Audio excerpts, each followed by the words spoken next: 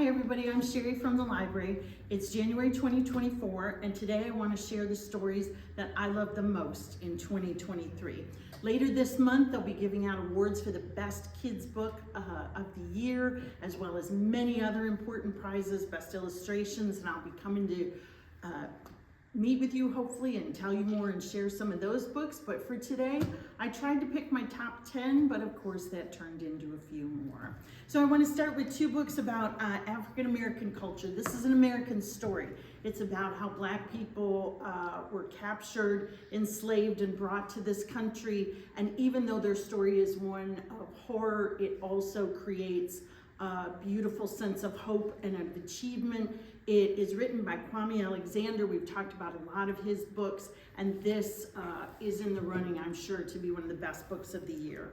This is We Are Here. It is by Tammy Charles, who also wrote Because You Matter, a book that I shared with a lot of you before.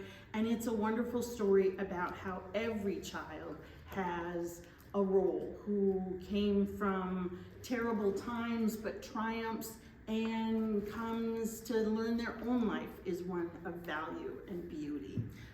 There are several Native American stories that I have loved this year. This is Just Like Grandma, about a little girl who wants to do all the things that her grandma does and has taught her, from beading to cultivating a garden. My Powerful Hair speaks of the importance of hair in Native American and Indigenous culture and how beautiful it is, and how every time her hair is created into a different style, she experiences something else. Our ancestors say we grow our hair long to be close to Mother Earth.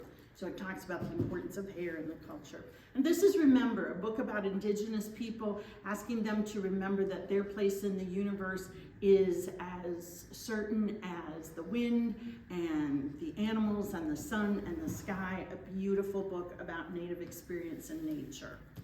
Two of my all-time favorite books, not just this year, are The Tree and the River and The Witness Trees. I have a special love for trees, and both of these illustrate them beautifully.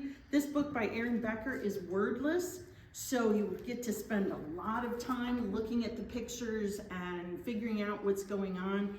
In a place in the distant past, or maybe the distant future, there is a tree, and that tree experiences all the different phases of life. Every page is gloriously beautiful. And this is The Witness Trees, trees that are in important places to witness important things that happen. They see the stars, they see the earth, we survive, we remember, we witness, and those are the beautiful trees in this book. Three outstandingly gorgeous books are In the Night Garden, which explores all the wonderful, mystical, magical things that you see at night and encourages you not to be afraid, but to explore more. This is Evergreen, and Evergreen is a squirrel who is very afraid of a lot of things, but his mom wants him to take the treats to Granny. And so you know he's gonna have to go through the woods and meet all kinds of terrifying things that he learns to overcome. This beautiful book is called A Walk in the Woods. It's another tree and woods book, but I have to say, it is written by Nikki Grimes, illustrated by Jerry Pinkney and Brian Pinkney. Jerry Pinkney is a very famous children's book illustrator.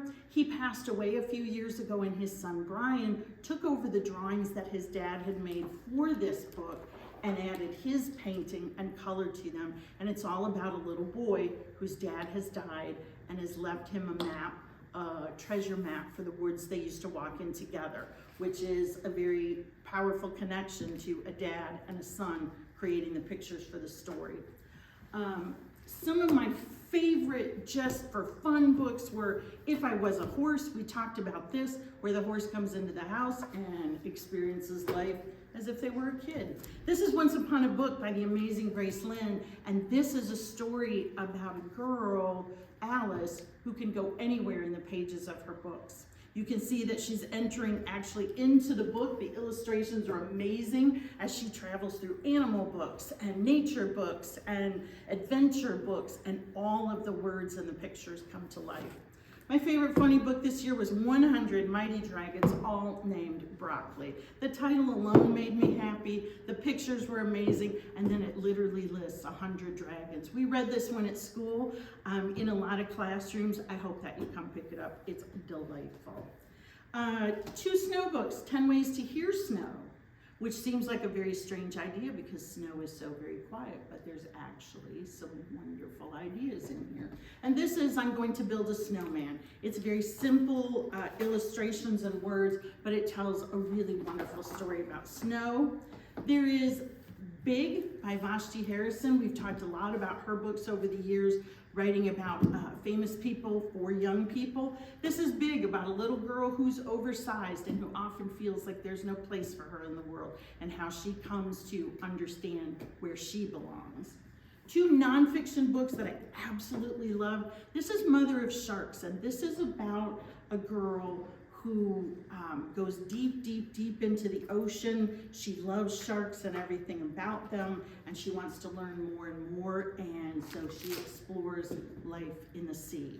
And this is The Fire of Stars, and it is about another little girl, a real girl, whose name is Cecilia Payne, and she is the first person who discovered what stars were made of. But Cecilia grew up in a place and a time where girls were not encouraged to be involved in science or to explore or question, and so her discoveries are all the more amazing because of the time she lived in. I think this is my #1 favorite book of the year, children's book or picture book. It's called There Was a Party for Langston. I love it for so many reasons. One is it was inspired by a very famous picture of 2 authors, Maya Angelou and Amiri Baraka, dancing at a party for Langston Hughes, the writer and the poet. They were dancing at the party, which was at the library, so I love that about it. And the book celebrates the dance, the words, the poets, the people, and it has amazing illustrations. It feels like a party when you read the book, and I hope that you come to the library to check out all these amazing titles and find some incredible ones that you love. Thanks.